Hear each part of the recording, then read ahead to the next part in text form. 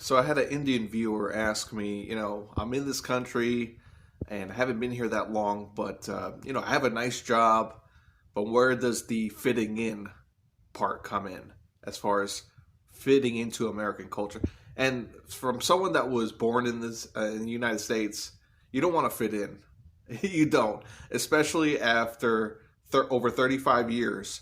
You attend the public restroom of an American. I'm saying this as an American myself.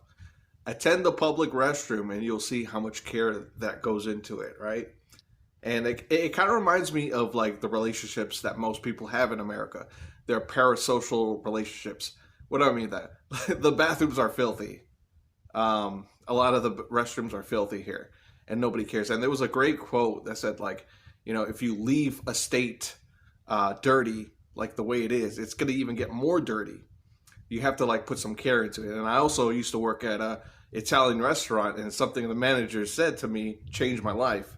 He said, "Yeah, well, if you leave the bathroom dirty, what are people going to think? They're going to think the kitchen is dirty." And I carried with that for life. And it's amazing because the more care that you put into like a restroom, it's true. It's a reflection of that establishment. And then so American restrooms, yeah, they're pretty filthy.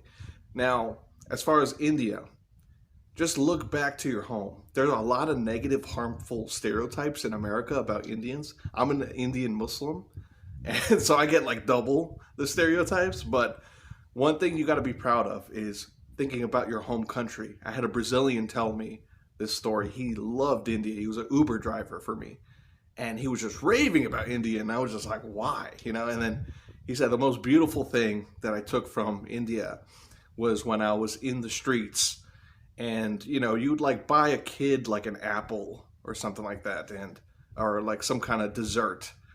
He said the most beautiful thing is that they were happy the whole day, and it was authentic, genuine happiness.